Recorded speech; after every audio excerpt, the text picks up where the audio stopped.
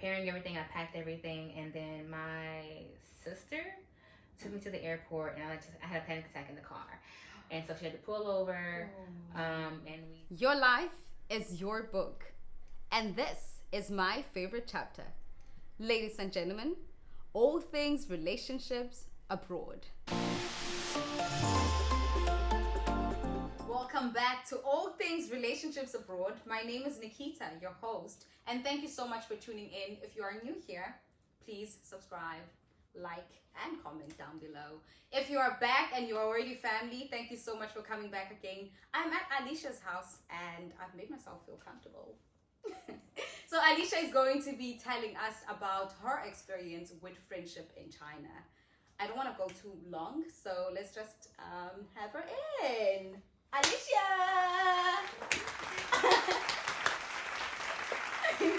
Hey girl! How do you feel when I welcome you in your own house? How do you feel? Strange. Thank you so much for sharing your space with us. Yes. I'm going to let you introduce yourself, like where you're from, your name, and when you came to China. My name's Alecia. I'm from the U.S., from California. I first came to China in August of 2014. So this is my 8th year. Listen! I feel like if I want to ask anything about China, I have to come to you, you know. You have all the information, girl. Don't even deny it. It may not be information you want to hear. I'm very much of a realist, I guess, and maybe give too much information, and they're like, why can't you see the brighter side of things? I'm like, well, it wasn't bright when I arrived. Exactly. This is what it is. No, I like that. Actually. Okay, so girl, this is what I like. I do this all the time. So I feel like it's tradition of the show. The background, like before you came to China, what were you doing at home? Right before I came to China, I was a leasing agent. I used to rent apartments, but it's not how renting apartments is here in China. Like, it's completely different. Okay. But that was what I was doing, and I was also in school getting my master's. Nice. Okay. And what was the reason that you decided to come to China? Two things, I guess. One, I was actually waiting on a promotion. Okay. I knew it was gonna happen, but we were in the middle of like a company changeover. Okay. And so I was trying to wait for that, but then I was also presented with an opportunity to come here. And so the time frame of like me needing to give the China people, the company here, the company here, by the time I needed to give them an answer, my promotion wasn't happening. So I was like, I need to decide, and so my decision was China. Okay. So when you decided that you want to come to China, what was the reaction from your family? Like, what did they say? I mean, everyone always has like different reactions. I mean, maybe for people who don't have a job, maybe it will be easier. Like, okay, we understand you want to go and do something with your life and all of that. But if you already have something going on in your life, like, I want to go to another country, like continent. What did they say? It's weird because I don't fully remember their reaction. But I think I was just kind of like, this is my decision, I'm gonna go. Oh, girl, okay. But I will say I had support. I think maybe I don't remember their reaction because there wasn't a lot of like pushback. I even like my church family, my like godparents, my godbrothers, my friends, my colleagues, like they all put together a going away party for me. Oh, that's nice. Yeah, and so they tried to surprise me, but it's weird because where I worked at, they had it like at a clubhouse, and you can see, you know, if you come from like my apartment, through the office, you see all the cars parked in front. And so like that's where all the residents and guests park their cars. So I was like, why are there so many cars parked right here? And like I recognized several cars, and so I'm like, they must be up to something. And they're like, oh, Alecia, like the fire alarm is going off. Can you please go check it? I'm like, what? And because I live closer to the office. So I went to check it, and I saw the cars, and I was like, oh my goodness, they must be up to something. And so I walked, and it was nice though. So I like still have that support. During COVID though, that was, which I'm jumping ahead, I guess, into stories. Coming back was where I received like the pushback. So in my initial departure to come here, all fine. When I decided to come back here from the States during COVID, they were like, no, like, are you sure? Yada, yada. But that makes sense. I mean, everyone was scared. Everyone was scared. Yeah. And then eventually they were like, okay, we support your decision. I'm like, so thankfully, nice. I forgot how, like, guardian angels around me. They're, like, I have made a lot of big, life-changing decisions. And throughout each decision, it's like I haven't really steered myself wrong. Yeah. Thank goodness. Yeah, girl. Like I find my way through that. So it's the angels. Girl. Yeah. I just want to comment on the party play. I mean, the party part. That you're blessed, girl. You're blessed. Most of us, we know the people were like, you are gonna be eating. They're gonna eat you. Where you going? Yeah. Who do you know there? What's gonna like we. Not everyone, obviously, but most of the people, we had the negatives coming in. Like, we can't just take off and go to another country. Who do you know there? Yeah. Why don't you find a job here? You're really lucky for a party. Yeah. Wow. Yeah. Okay. A cool thing, side story. I still have these this memorabilia that they made for me for my going away party. Okay, guys, we have guests. They're not guests, actually. Like, this is their home. We have dogs in here now. Yeah, so if you hear them in the background, that's them. That's my troop. One of my godbrothers, his actually, I guess, ex-girlfriend, they made coasters for me. And so it has, like, their names, like my godfather, Paul, the name of my church, Crossover, my other godbrother. So, like, there's many coasters with their different names. They're really cool. And she handmade these, and so I was like, this is... And I've had this since I arrived, so I've had this for 8 years. Which was 2014. Here, use my sister.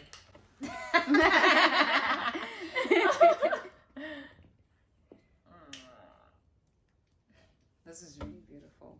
I don't think you're gonna see all of them. Okay, just a few, guys. Just a few. Oh my god, this is really, really, really sweet. As you can see, I don't use them often. But they here. That's what counts, girl. Wow, this is really beautiful. I feel like you had, I don't know, I haven't met other people who spoke of, like this much support from their family when they decided to, girl, nah. Yeah, so this is beautiful. I think you can learn you can learn from this example. You can just support the person. Like, support is the best thing that we need when we are deciding to choose we're choosing different levels of going for your life. So honestly, hey girl, now take us when you came to China. What was your reaction, and which city did you first get to? My leaving the airport back in the States, I actually had like a nervous breakdown. Not a nervous breakdown. I think I had a panic attack. Really? Because I was eager. I had put my stuff in storage. I had people I drove my car to my dad's house, and I'm preparing everything. I packed everything, and then my sister took me to the airport, and I had a panic attack in the car. And so she had to pull over, and we did a prayer. We said a prayer, and we called our godmother, and I think we also called my mom. And they're like, you've made this decision. You've gone all this way, for a reason. Like, this is not quote unquote your destiny. Like, this is your destiny at this moment. Of course. And this is your path at this moment. And so, oh my gosh. I went through security, got on the plane and everything. I took a picture of myself on the airplane. Yeah. Looking so sad. I can laugh about it now. I took a picture of myself like, you guys. I'm like, I'm taking off. But the flight, it was a decent flight. Like, I slept, I had no problems. What do you think caused the panic attack? What do you think exactly was it? I think because I was going to a completely unfamiliar place. And I've lived in different states in the U.S. Yeah. But going to a completely different country, and I didn't know anyone here. Ooh. I knew one person. The only thing is, when I arrived, she left like 2 days before.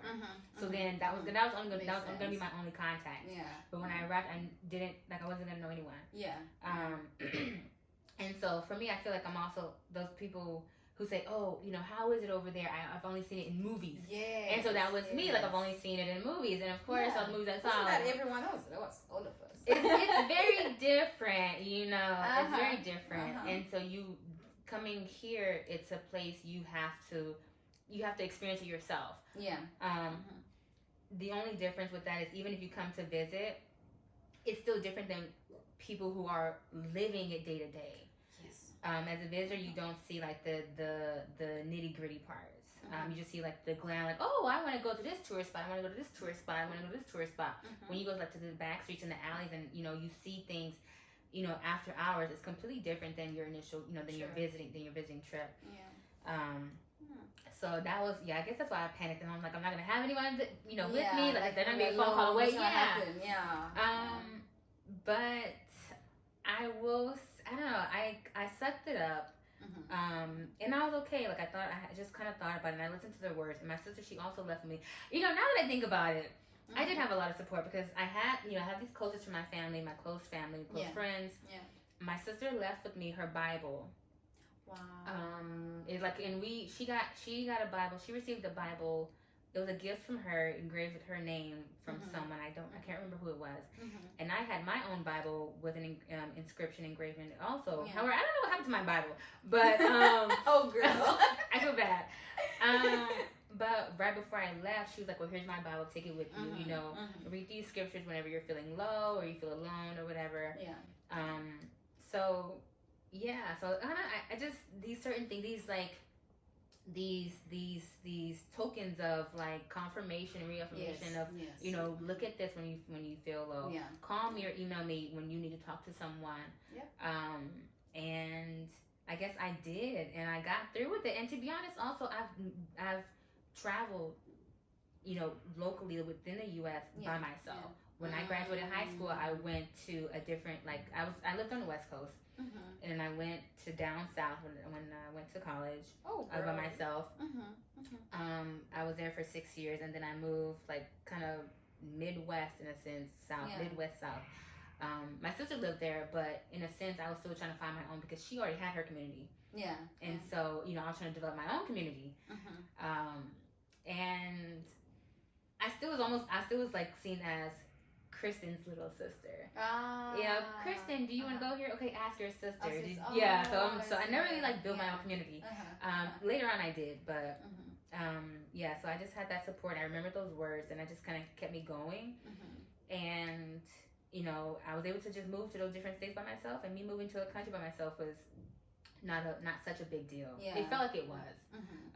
But also I think me having to go through those challenges, not knowing anyone, not knowing the resources that I know now, it made you. Exactly. So it made me stronger. You think of when you're used to certain cleaning supplies, medicines, hair supplies, stuff that that you're used to. That especially if you have special skincare routines. I need this special skincare. These skincare products. Yeah. You can't just use any old stuff, and so. It took me a couple of years to find how to get through, and I'm okay with that. I'm okay with that, and I think I learned that from my mom because she was a single mom. She had to do things herself, and take care of 2 kids, and so I just kind of pushed through, and I figured out the ways, and that's how I got here. Okay, girl. Oh, okay. So when I landed, I actually landed in Shanghai. Okay. Mid-morning. I didn't get to my city, Shanghai. So I initially thought I was gonna be living and working in Shanghai. Okay. When you're in your respective home country, you try and research the company that you're gonna work for, where it's located at. Yes. I only found information on Shanghai. So when I landed, I was like, okay, great, this is my city. Yeah. An employee who's working at the school that I was going to be working at, she picked me up from the airport. We didn't arrive in our actual city that I was going to be working in until 8 p.m. that night. Uh-oh. Because we took the shuttle bus, we took a bus, we took a train, took a taxi. You just came from the plane a long, oh my God. So I didn't make it to the city. The city's called Yangzhou. Never heard of it. Yangzhou. And you know, even on the shuttle bus, I'm looking and we're on the highway and I'm like, man, this city is huge. That's because we weren't even in the city anymore. We already left, and I was like, oh my gosh, I like so big. I didn't know. No, I didn't know. And also, side note, on the train, you know, you bring snacks with you, you know, for your ride or whatever. And the lady who picked me up, she brought chicken feet snacks, and she was like, "Oh, Alecia, do you want?" I'm like, "No." I'm not gonna eat that. I'm like, "No." And I'm watching her just like nibble on the feet. I'm like, "Oh." So you don't like chicken feet? No, but I will say I did try it once, like some years after my arrival, and I was like, "This is too much work." You know, for this little meat. However, I like crawfish though. But there's more meat than you eat from chicken feet though. But chicken feet, no. Oh, I like chicken feet. Really? Yep, I like them, girl. But I tried it though. I tried it. So I'm happy that I tried it. Yeah. But yeah, I moved to Yangzhou. My apartment where I was living wasn't quite ready. So I ended up leaving like my big bags in the school, and then I went to stay with someone else. My school had 3 campuses. Okay. And there's like one on the west side, one downtown, and one on the east side. I forget which one I worked at. But I went to the apartment of the girl who worked at the school downtown. She was Black American, so okay, cool. And she kind of took me under her wing in a sense. And, you know, thank goodness, because I would have just been like this lost little bird wandering the streets not knowing anything. And she had some Chinese speaking skills, so you were lucky, girl. Yeah, she taught me a few things. Lucky. Exactly. She taught me a few things. I think, you know, when she left, I was able to take what she taught me and trying to apply it, and like how I took notes on like certain Chinese phrases. I'm like, oh, this is how you say this. Okay, great. If you want to haggle, this is what you say. When you want to ask if it's spicy, this is what you say. If you want to ask a question, this is what you say. I'm like, okay, cool. Oh, girl, you were really lucky. Some of us, we had to learn like in the store. Well, that's also when she left. And even when, like, because she left, I only was with her, we were only, like, friends maybe, like, about a year. Yeah. And for, like, the remaining 2 years, I was kind of by myself. And so I'm going to, like, the supermarket, to dry cleaners, to the fruit markets, to the restaurants. I'm like, Pleco. And Pleco was my, like, it was a God-sent app. I would try and type out phrases. I'm like, okay, Neo.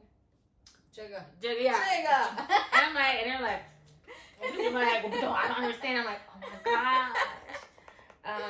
But because again, I lived by myself. I was the only foreign teacher at my school.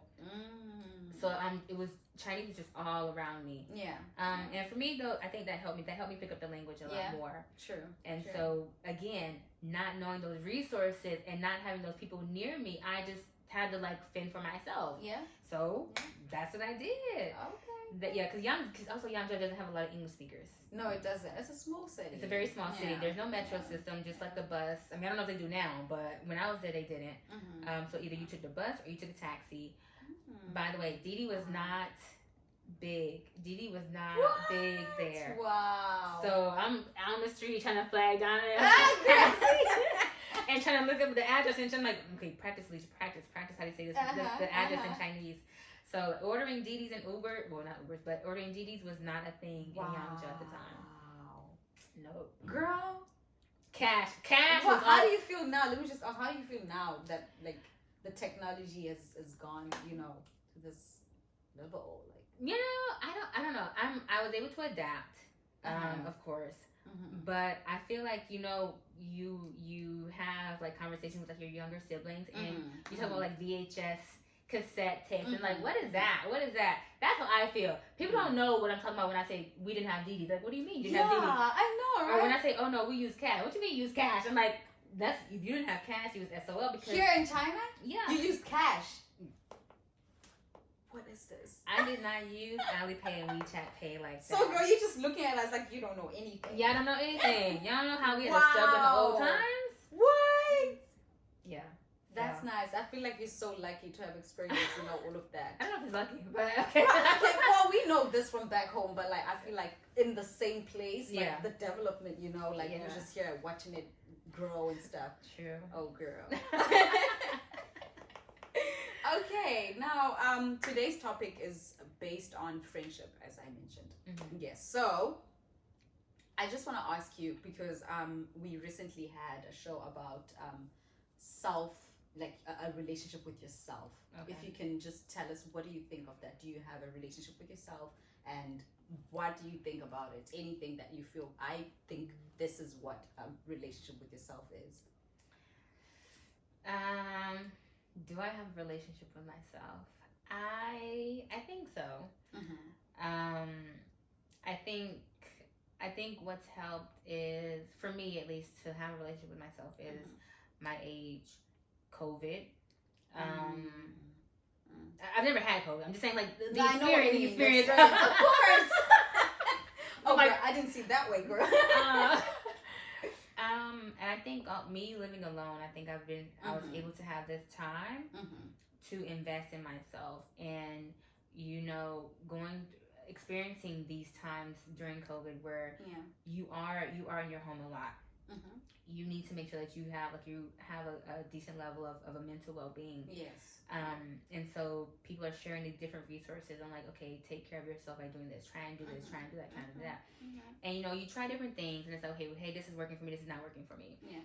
And for myself, I'm like, okay, well, let me add on to this. Let me add on to that. Let me take this out. Let me change this around. Let me try it on this day, that day, da da da. Yeah. And so I think, and also, I guess, experiencing relationships. If you want to call them that. I think that's also helped me to figure out what I like, what I deserve. Yeah. And so, that helps me to say, okay, well, if you can't make me, or if I'm not happy with myself, like people say, if you're not happy with yourself, you're not gonna be happy with that other person. Definitely. That person not here is not there to make you happy. They're contributing to it. Yeah. But you need to already be happy with yourself.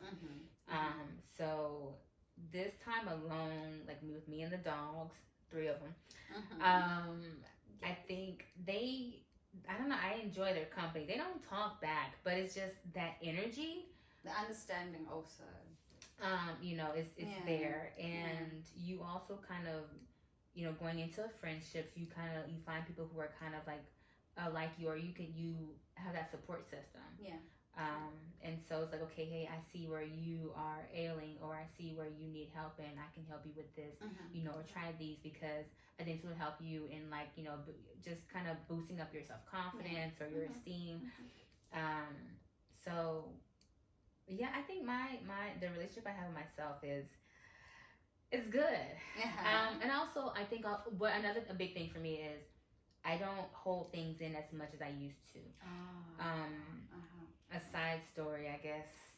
I have a lot of side stories. Okay, girl, just shut them, girl. Come on. When I first moved to Nanjing, there were some things that were happening, and I kept it inside, and they were like big things for me, and it kept building up, and it almost felt like I was having ulcers inside. And so I didn't have much of an appetite, and there were things that were like stressing me out. Losing hair, and I know I've seen more, I don't know, cases or situations where people are like, losing their hair. Yeah. And thankfully I haven't, but definitely like my hair has suffered in different ways from stress and just holding things in and not really letting people know, like, hey, I don't agree with this. I don't approve of this. This is not right. This is not fair, and I don't deserve this. So I think that's also helped me to just feel better. Yeah. Because like I'm not gonna let you walk all over me. Of course. Yeah. So yeah, Okay. Looking at the support that you had back home, like everyone, like the experiences that you had when you decided to come here, and everyone was there, the surprise party and everything, and it looks like your whole life you've always had people like supporting you and everything. So because now you are going to leave these people behind, and you're going to meet people that you don't know, what was in your mind? I want to know what you were thinking about. I'm not going to meet people who are going to be like friends there. I'm going to meet people who are eventually going to become family, because I mean my family's going to be back home and stuff. Like what? I don't think I had any thoughts, which is weird. Because I think for me, when I make a decision on certain things, I'm pretty set on it. I don't like, going back and forth. Yes. And so it was just like an open door, and it was just all white. Like I didn't know what to expect. I mean, except the whole movie thing, but like as far as like the details of my experience here, I wasn't sure what to expect exactly. And yeah, I don't know. And things have definitely shifted since my first year. But I think one thing, I was able to find a community there in Yangzhou. When? After how long when you've been there?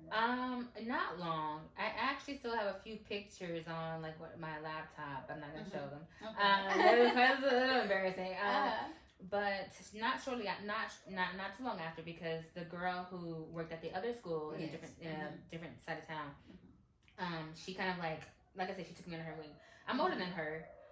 But she kind of like, oh hey, this is Alecia. She's new here. She also works for this company. Nice. Like, oh hey, so we met. So I met like other people from the U.S. as well. And people from other countries. Like, it's very the expat community is just very diverse. And it's funny. I feel like I was very naive. Like, it's a little stupid. Because when I met some people when I was in Yangzhou, the U.S. is very diverse.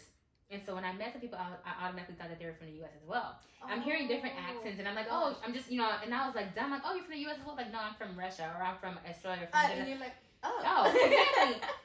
And I don't know why, because, I mean, we hear a lot of different accents in the States as well. Even when I was a leasing consultant, I had residents who were Asian, who had the accents from Vietnam, who had the accents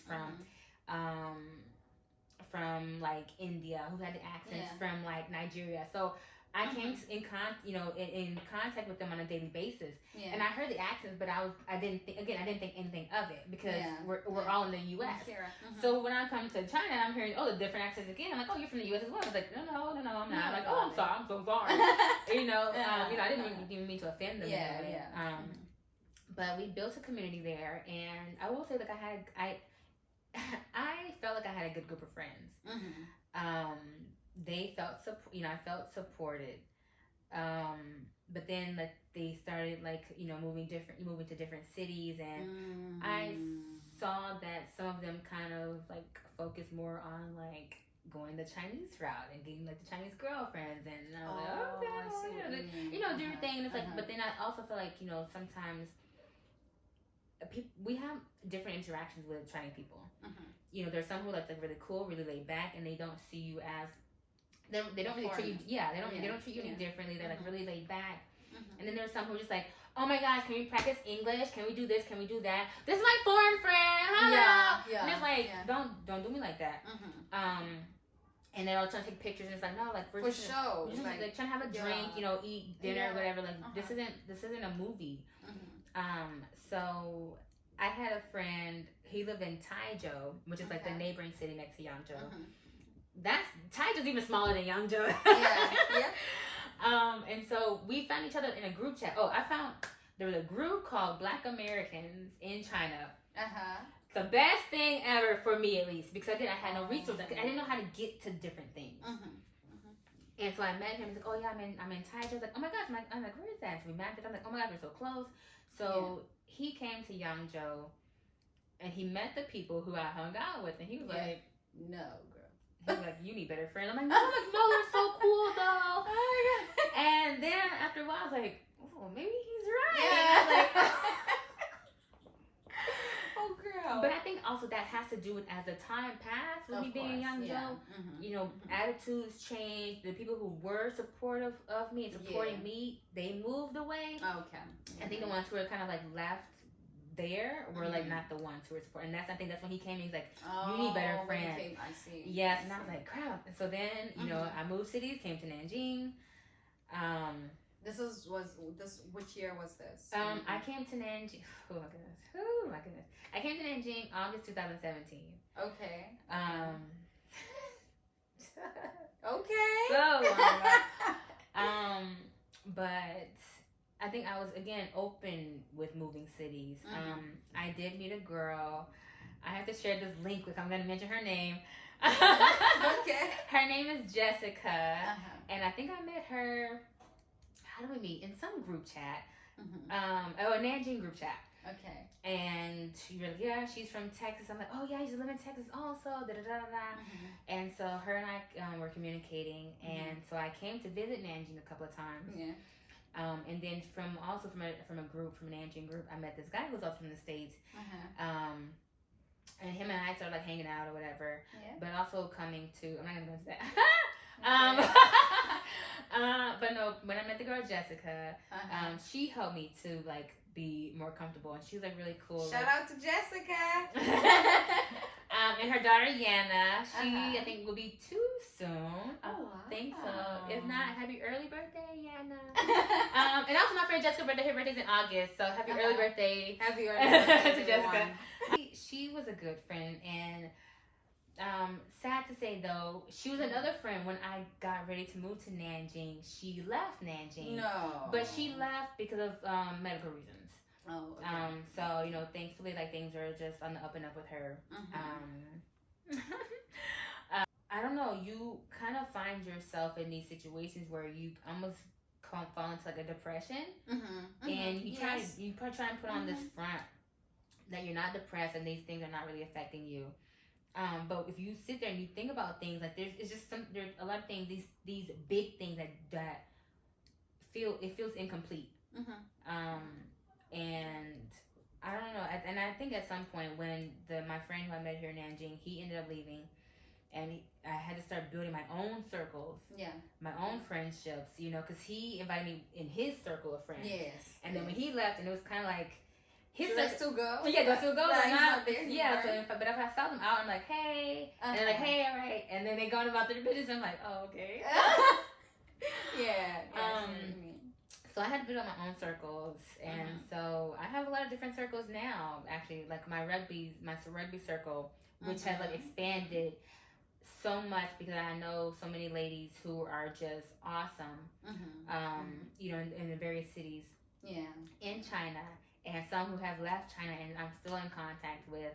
You know, whether they're in France or they're in Germany or they're wherever. You know, we still like check up on each other every so often.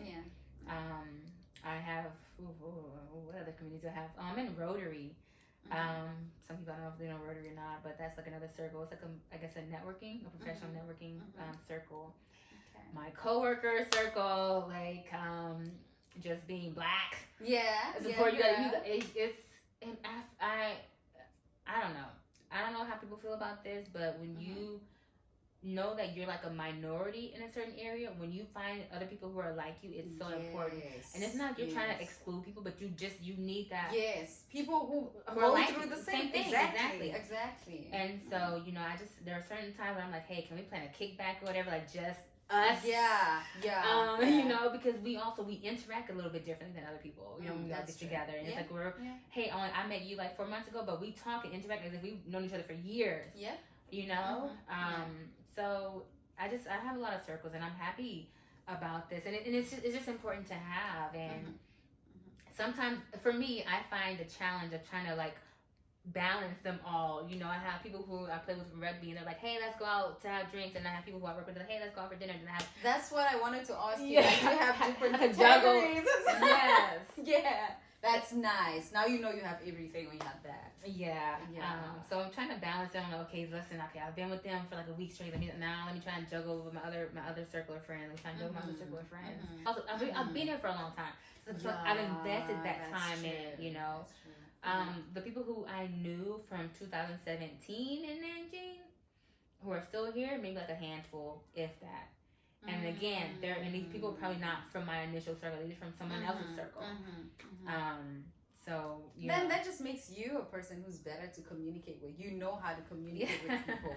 You know how to make friends. I hope so. I believe so. I really believe so. Which is very important also if you're like you're not in your hometown or in your country. Like you meet different people, and you have to basically, because we go through things, hey? We go through things, and you need people to get to. You need someone to call, a phone call, you know. So I feel like you're a great person, girl. Yay! Okay, so do you have like maybe someone who's with all these friends, do you have ones that you feel like, okay, these ones are family? This person, you don't have to specify any names. Just like, do you have a group where you feel like this is like family now? Yes.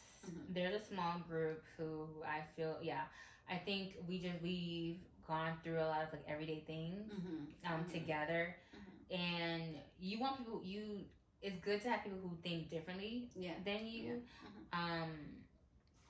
but there, I don't know, in a sense you still have something in common. And so we've gone through certain experiences, on a daily or even just in different situations, and we can kind of input like, hey, well, I experienced this when I went, if you're going to go, make sure you prepare for this, and hey, let me know if you need support. You know what I mean? So this group, I think we've gone through a lot, and I think also, I have someone who did go through like a surgical procedure, and they were like, they communicated within our small group like, hey, can you come? Can you be here for me? Or even if, actually no, I lied. That person didn't. We said we're gonna be there. That is beautiful. And they were like, no, it's okay. And I'm like, nah. Like we were like, no, we're gonna be there. We'll be there for you. We'll help you along the way. Let us know what you need. Yada yada yada. And so I think also you go through those kind of experiences, and that just kind of like makes the bond even stronger.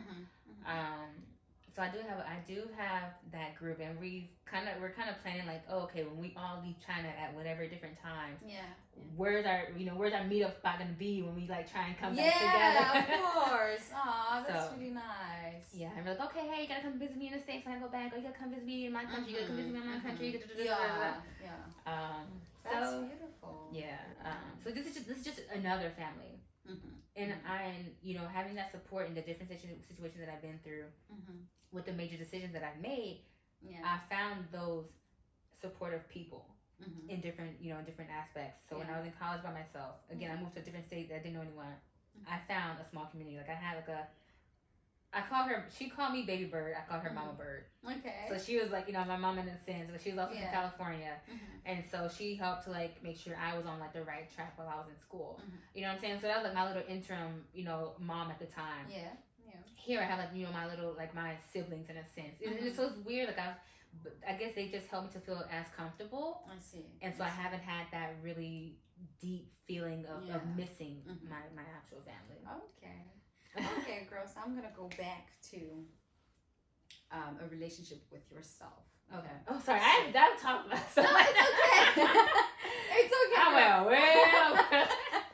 Come on, girl. So, do you feel like, because you said that you have a good relationship with yourself, do you feel like that is what's helping you build these friendships that you have now? Do you feel like it contributes a lot? I think it contributes, yes, and it also helps me to know who I'm gonna let in my circle, who I'm not gonna let in my circle. Like I don't know. Some people who, I guess at some point people say you use the word friend too loosely. You know what I mean? It's not. I'm not saying me, but in general, you hear that, and that's true. Like, hey, you can't call everyone a friend. Because you can't. You don't know their intentions. Exactly, their intentions, and so. I know who's in my circle, who I'm gonna hang out with and go have a drink with, or if I get drunk, I know who's gonna be like carry my drunk ass home. You know what I mean? Yes. True. Or who I know who I can have a drink around. And so having that I do have a good relationship with myself because I know who I'm gonna have in my circle. And I come in contact. I do try and keep things cordial with people. I mean, I think that's important. For anyone, you want to keep things cordial, like on a culture level. But as far as in my circle, no, I keep my circle small. I have an intimate circle, and I have like a social. I have a social circle, and so I know who's in my social circle. I know who's in my intimate circle, and those people who are in my intimate circle are like the people who I would consider family. Everyone else is in my social circle, and hey, sorry if you didn't make the cut. I don't know. There's certain things that we have to experience together. Yes. And I also have to feel like, hey, you can trust me with certain information. I can also trust you with certain information. Okay, so we are going to wrap it up. Thank you so much for having us in your home. And do you have anything that you'd love to leave for our viewers? Anything? Just make sure you have some kind of community. I just think it's really important. Small little story. Sorry, before we go. Okay. No, I, at some point I felt like I was losing a community, and that's where my initial thought of I needed to move. Because, you know, I felt like I didn't have any kind of support, any kind of person to engage with. And then I gave it time. Like, you don't want to make a decision where an emotionally charged decision. So I gave it time, and then I built another community, and I felt more comfortable as the year went on. So try and find a community where you can rely on someone. And if that person's not there, then try and find somewhere else. But try and find some interest to just maintain some kind of sanity. It's extremely important, especially during these times in a country that you are not as familiar with, that is not your home country, and where your language is not their, you know, it's not their language. So yeah, find a community in some way, shape, or form. My God, I love that. That was so beautiful. Yes, guys, please try be nice, smile, and make a friend. It will save your life. Yeah. Thank you so much, girl. Thank you for.